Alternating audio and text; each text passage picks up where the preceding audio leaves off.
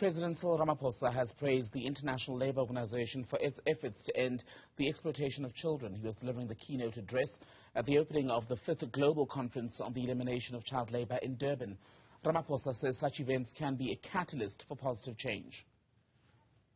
I commend the ILO for organizing this very important conference.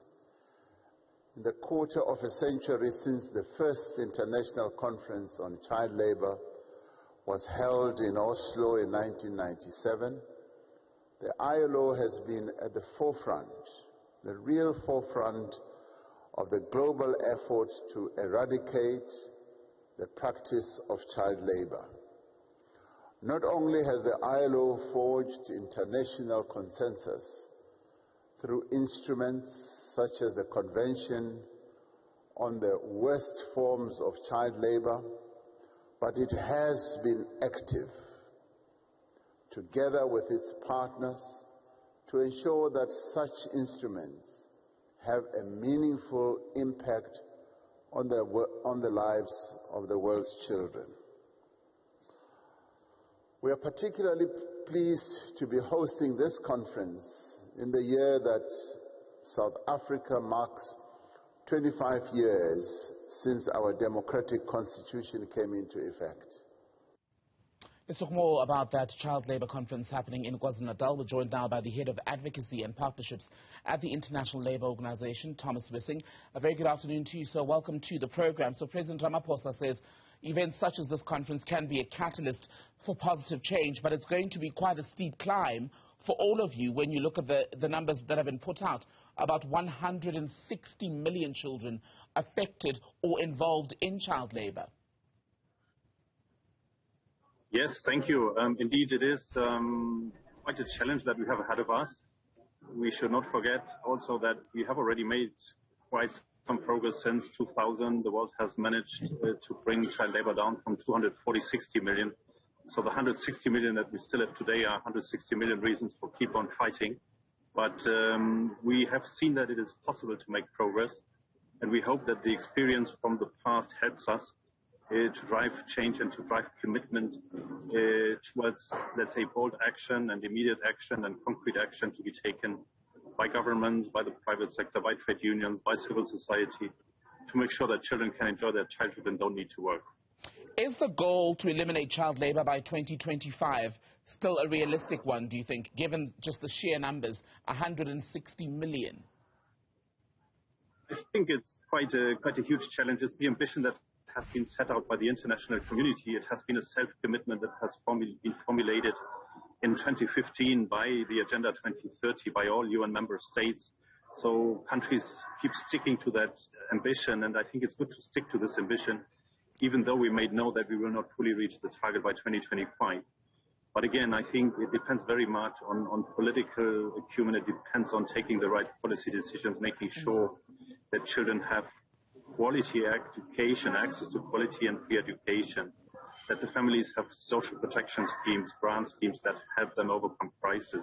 And first and foremost, that the parents have decent work. If the parents have decent work, why should they send their kids to work? And in terms of the data on the number of children who are involved in child labour, because not all countries, in fact, have laws against children being made to work, how accurate is the data? How do you gather it? And do you think it may perhaps, in fact, be an underestimation of the problem? I don't think so. Sincerely speaking, we have quite good data from more of 2/3 of all countries worldwide that do a national service, household service. We have looked into this very carefully. We have good methodologies of projecting also for those countries that have similar situations, so that we, even if we don't have concrete data, we can estimate more or less precisely what's happening there. So I trust the numbers are quite good and they show consistency over time.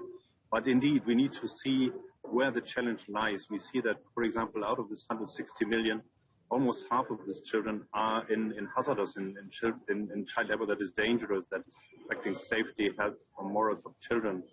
We also know that 92 of these 160 million are in Africa, so there's a huge challenge in this continent also to bring figures down. And we also know that a lot of child labor is happening in the youngest age group. Over the last year, we see that many young children, only 5 to 11 years old, get into child labor, whereas we are still making progress on the older group. So I think to break the vicious circle, we need to focus on the youngest age group and to see what helps them, what help their families to prevent them from getting into child labor. Because it's much easier to prevent children from getting into child labor than removing a child that's already in the situation. Why are we seeing younger children being forced to get into child labor or going into child labor? Well, it's of course, it's understandable. It's very much related to poverty, huge inequalities in the countries. It's usually the poorest families and the poorest part of the population that are using child labor as a measure also of family survival and of complementing family income. If parents are poor, if they don't have decent wages, if they don't have sufficient income, it's logical that they need to do something, and they use child labor to bring food to the table. So it's not the parents to blame for that. It's not the children to blame for that. But it's very, very important that countries step up and make efforts to invest in the situation of children, in education, in social protection, in good jobs, in economic recovery, and then make sure that these children are targeted in these situations. That's really, really important. So since the pandemic, we've seen a lot of poor people become poorer. People have lost work. We're seeing some children become orphaned. How much of a threat is that to the goal to eliminate child labor? It's unfortunately it's a real threat, I would say. We know already that if countries don't take action and if just things continue as they are, only by the pandemic, by kids being out of school, by, as you said, parents having lost their jobs, by economic crisis, we are already pretty sure that by the end of this year, we may have 9 million more children in child labor, meaning 169. So the challenge is increasing and we need to take urgent action. It may even increase more depending on how long school closures take place, how quickly social protection measures are put into place, how quickly jobs can be recovered. So there is a sense of urgency in all this debate that we need to take into account. And this is also what this conference is for, to drive the sense of urgency and not to think that this is something we can wait another 3 or 4 or 5 years. No, we cannot. I mean, child lives matter, and children need to have the right to play, to study, to learn, and to have a good childhood. And that cannot wait. Each year lost for a child is 1 year too much. South Africa is hosting this year's conference. These conferences are held, I think, with a 4-year period in between. Since then, South Africa's unemployment rate, I'm sure you've seen, has now risen to a record high of 35.3% as of the end of 2021. Some experts say it's likely higher now. How high is the risk for this country as far as more children having to go to work either because they feel that they need to help in the home, or parents saying, we're not making enough money, we need a second or third person, i.e. the child, to go out and bring in more income? Yes, unfortunately, that is a reality for many families and for many children. Indeed, it is directly linked to the situation of employment and to the job situation in the continent and in these countries. So, indeed, it's a huge risk that we may see an increase of child labor if we are not able to tackle the job crisis and we are not able to get back on track with economic recovery.